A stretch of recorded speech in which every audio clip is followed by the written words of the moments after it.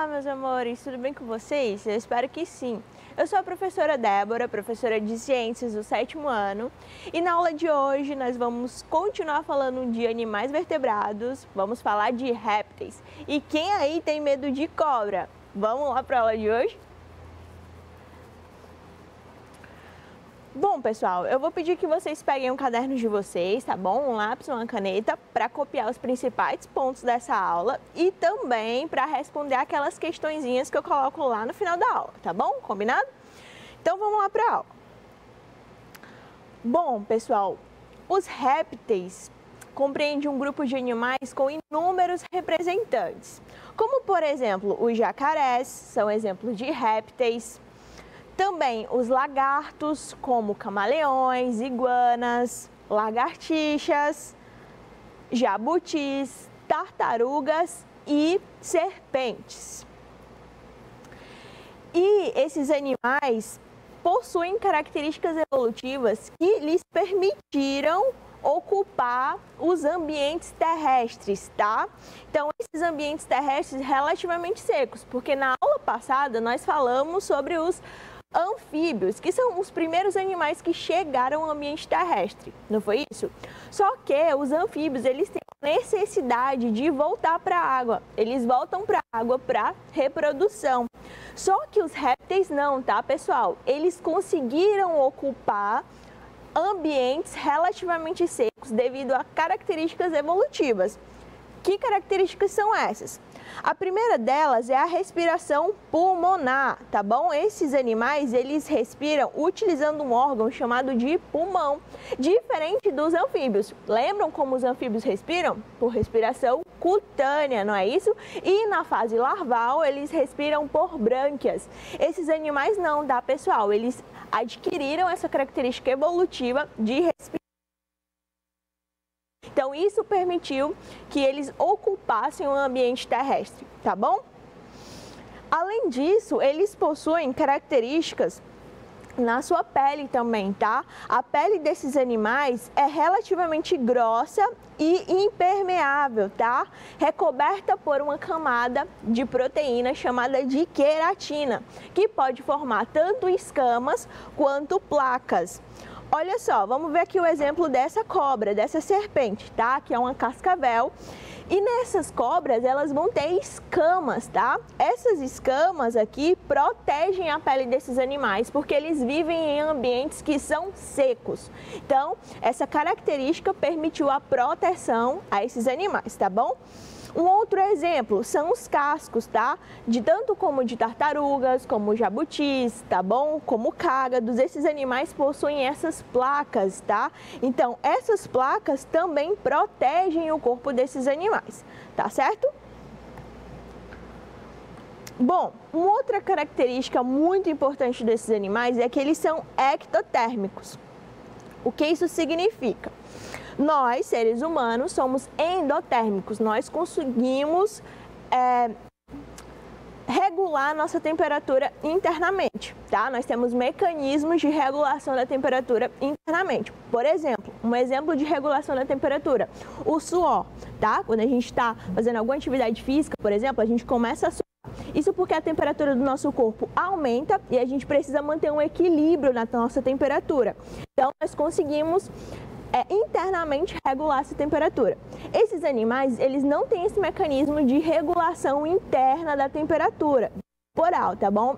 Eles regulam a temperatura de acordo com o ambiente, tá? Então, a temperatura corporal vai variar com o ambiente, tá? Com a temperatura do ambiente. Como assim? Se naquele ambiente está frio, a temperatura do corpo desses animais vai estar fria também. Se aquele ambiente está quente, a temperatura dentro do corpo desses animais vai estar quente, certo? Então é por isso que, por exemplo, quando a gente vê em documentário ou em filme, os jacarés ou crocodilos, geralmente eles aparecem assim lá perto dos rios, né, perto das lagoas, pegando um solzinho, né, na pedra. Então, é exatamente por isso, porque eles não conseguem regular a temperatura internamente, precisam da temperatura do ambiente, tá bom? Então, É por isso também que é comum, por exemplo, as cobras em dias que são frios, né, dias chuvosos, que chove muito, a temperatura baixa um pouco, esses animais saem geralmente dos cativeiros e vão procurar um local mais quentinho, tá? Exatamente por essa característica, por eles serem ectotérmicos, tá bom? Não esqueçam desse nome. Ectotérmico significa isso, tá? Que a temperatura corporal depende da temperatura do ambiente, tá certo? Perfeito, gente.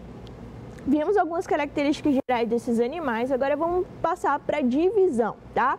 Porque existem subdivisões desse grande grupo de animais que são os répteis. Eles são divididos basicamente em 3 grupos. O grupo dos crocodilianos, que compreende aí os jacarés, tá? Esses aqui, e os crocodilos. E crocodilianos deriva do grego, que significa crocodélios, que significa verme da pedra. Então, por que essa denominação? Porque os gregos viam sempre esses animais em pedras, exatamente pegando aquele salzinho por serem ectotérmicos. E aí deram essa denominação de verme da pedra, tá bom? Beleza. Além disso, nós temos o grupo aí dos escamados, tá? Que do latim deriva da palavra escamatus, que significa que tem escamas. Então, compreende aí o grupo das cobras e dos lagartos, tá bom? Além disso, nós temos o grupo dos quelônios, que deriva da palavra grega quelone, que significa tartaruga. Então, compreende o grupo das tartarugas, tá? Dos jabutis e dos cágados. Não se preocupem que nós vamos ver as características de cada um desses grupos e de cada um desses animais, tá bom? Começando pelo grupo dos crocodilianos, tá? Então, os crocodilianos compreendem aí os crocodilos e os jacarés, tá bom? Esses animais são répteis aquáticos, tá certo, pessoal? Eles vivem num ambiente aquático. Eles possuem 4 membros, em que eles utilizam esses membros para sua locomoção, para o seu deslocamento, tá? E o corpo desses animais é recoberto de placas que são córneas. Essas placas córneas vão proteger o corpo desses animais, tá? Então, é por isso que eles têm aqui uma pele impermeável, uma pele dura, tá certo? É exatamente devido à presença dessas placas córneas. Uma característica muito interessante desses animais é que eles têm uma membrana chamada de membrana nictitante. O que essa membrana faz? O que ela é tão especial assim? Então, pessoal, essa membrana, coloquei até um GIF para vocês observarem, ela é como se fosse uma película que esses animais têm no olho deles. Eles são aquáticos, tá? Eles vivem lá no ambiente aquático. Então, eles precisam pegar suas presas, por exemplo, lá no ambiente aquático, né?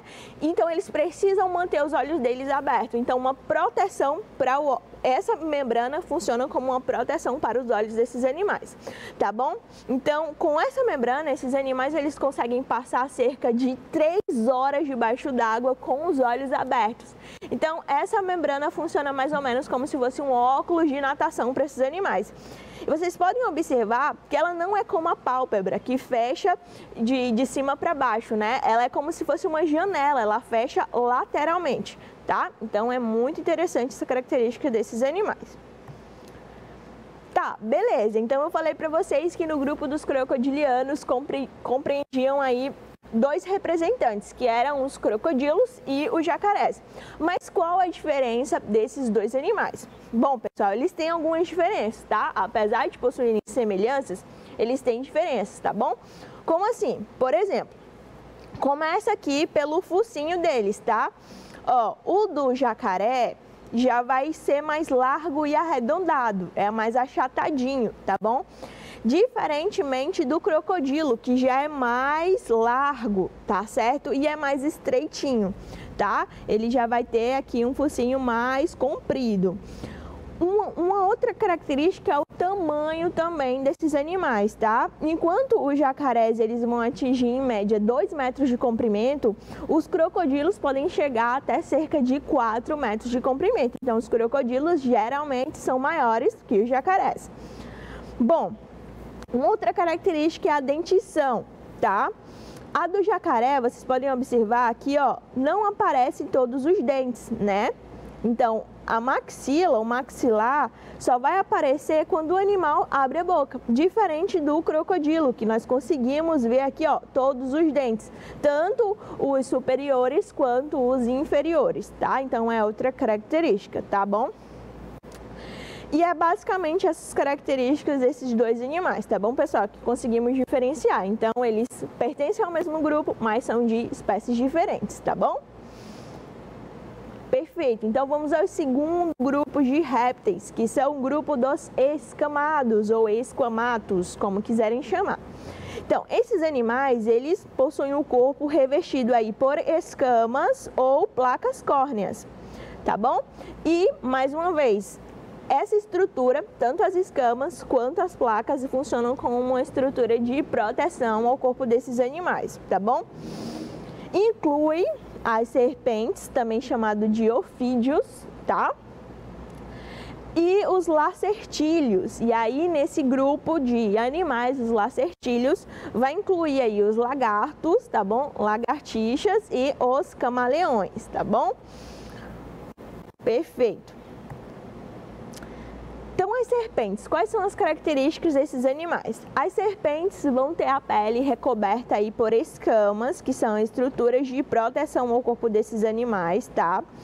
O corpo desses animais vai ser alongado e completamente desprovido de membros, tá? Então, não vai ter membros, tá? Para elas caminharem. Elas vão utilizar a forma de locomoção como rastejante, tá bom, pessoal?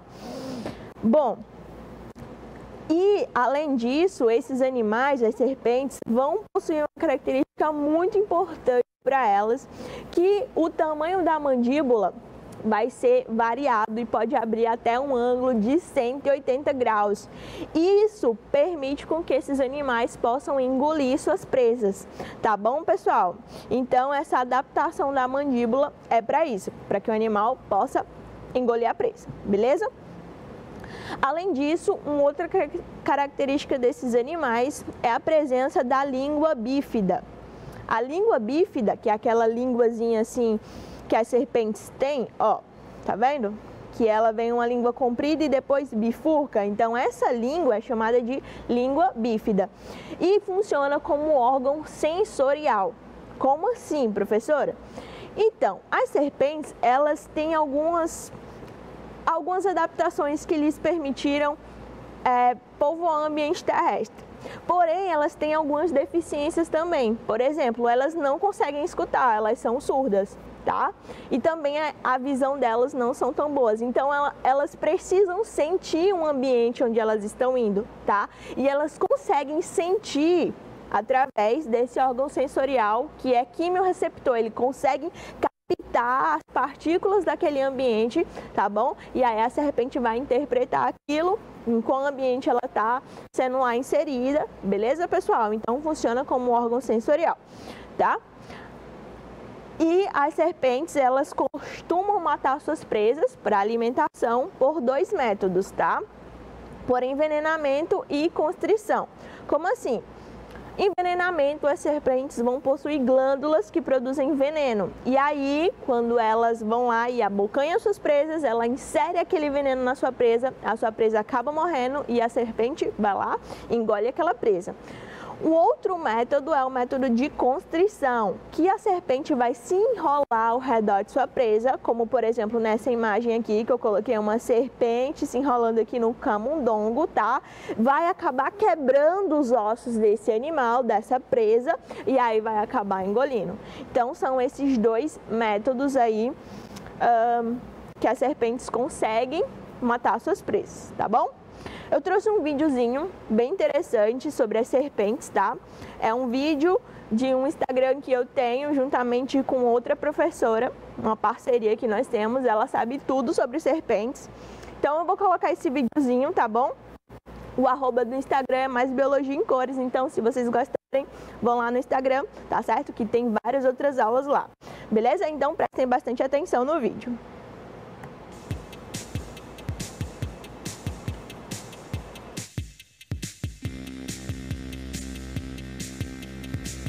E aí, pessoal, tudo bem? Mais um vídeo do Mais Biologia em Cores e quem aí tem medo de serpentes? Hoje vamos falar sobre o tipo de dentição dessas belezuras.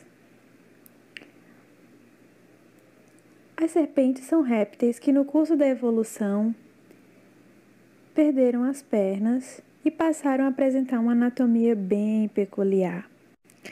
Elas pertencem a um grupo de répteis com maior número de espécies, que são os esquamatas. As serpentes têm a capacidade de ingerir presas bem grandes e inteiras sem mastigá-las. Isso é possível porque as metades da maxila na região anterior não são fundidas, então isso propicia uma grande abertura lateral na boca. Além disso, as serpentes têm uma grande capacidade de dilatação do corpo graças à elasticidade do estômago e da parede do corpo. Na boca de algumas serpentes existem glândulas especializadas que produzem o veneno. Essas são peçonhentas. Mas calma, nem todas as serpentes têm esses dentes inoculadores de veneno, como por exemplo as jiboias, as sucuris e as caninanas. Mas calma aí que já a gente vai falar sobre esse tipo de dentição. Bom, e dependendo do tamanho da presa, elas conseguem abrir a boca até um ângulo de 180 graus. Bom, as áglifas são essas serpentes que eu falei, as jiboias, sucuris e caninanas. Os dentes são todos iguais, o tamanho deles, e não existem dentes inoculadores de veneno. São inofensivas. Sabe a coral verdadeira? Então, muitas pessoas tentam identificá-la pelo seu padrão de cor, preto, vermelho e branco. Porém, essa forma não é a mais correta para identificá-la. Mas podemos fazer isso por sua dentição. Mas jamais tente fazer isso em casa. Deixe ela seguir o seu rumo. A dentição da coral verdadeira é chamada proteróglifa. Mas como assim? Elas possuem um dente inoculador de veneno e ele está localizado na parte anterior da boca, mas ele é bem pequeno. Algumas serpentes arborícolas, que vivem em árvores, como as cobras-cipós, apresentam a dentição opistóglifa. Possui um sulco por onde escorre o veneno, porém ele é localizado na região posterior da boca e geralmente não consegue inocular o veneno, mas tenham cuidado sempre para não invadir o espaço desse animalzinho. E por último, mas não menos importante, as solenóglifas, as mais temidas serpentes por terem dentes inoculadores de venenos móveis. Estes salientam-se quando elas abrem a boca, como nas cascavéis e jararacas.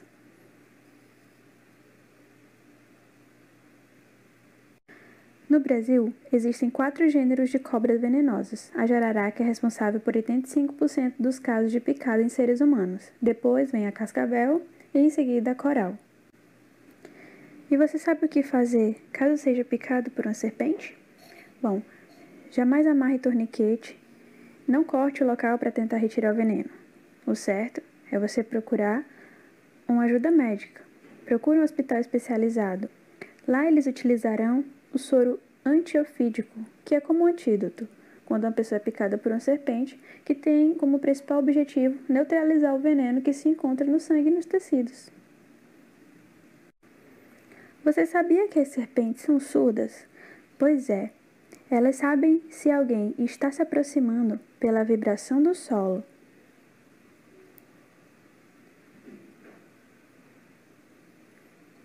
Além disso, elas têm uma língua bifurcada que detecta odores que venham de todos os lados diferentes.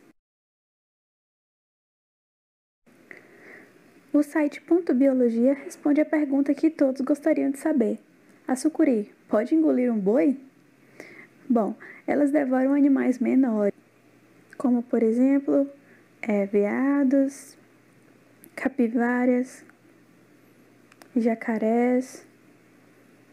E não é uma tarefa fácil. Em alguns casos, podem até morrer em função da dimensão do animal. E é importante destacar que humanos não fazem parte do cardápio das serpentes. mas elas podem atacar, claro, se sentirem ameaçadas. Vocês sabiam que na cascavel, aqueles anéis que tem no chocalho não indicam a idade dela? Pois é, na verdade, eles indicam quantas vezes ela já trocou de pele. No Brasil, o Instituto Butantan é o principal produtor de imunobiológicos do país. Ele é responsável por grande porcentagem da produção de soros hiperimúneos e vacinas, e entre outras atividades. Lá eles produzem soros para picadas de cascavel, jararaca, coral, que vocês encontrarão nos hospitais quando precisarem. Bom, e se você quiser saber mais sobre soros e vacinas, fica ligado no Mais Biologia em Cores que teremos uma aula para falar sobre isso. Um grande abraço e até lá! Tchau, tchau! E aí, pessoal, vocês assistiram? O que acharam? Bom, é importante dizer que não invadam o espaço desses animaizinhos, tá bom?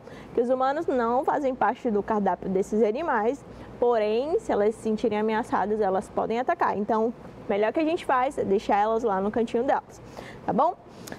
Perfeito, gente. Então, vamos continuar falando aí dos escamados, né? E um outro representante desse grupo são os lagartos, tá? Então, os lagartos, eles podem chegar até 1,80 metros e pesar 6 quilos, tá? Quando adultos. Então, eles podem crescer muito e pesar muito também. Então, os machos, eles vão defender o seu território, tá bom? Através de mordidas e chicotadas, tá?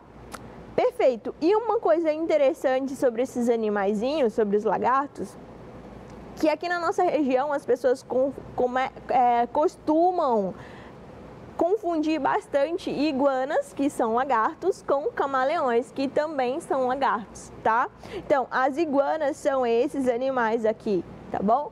E os camaleões são esses aqui. Então, há uma diferença muito grande entre esses dois animais, tá?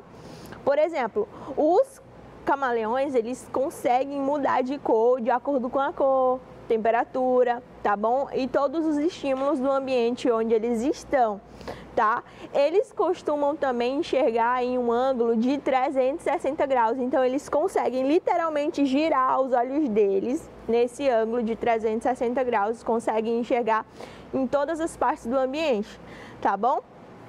Beleza, pessoal? E também, além disso, né, é importante dizer que aqui no Brasil não tem camaleão, só tem iguana, tá bom? Então, se você vê um lagarto, assim, não é um camaleão, é uma iguana, tá bom?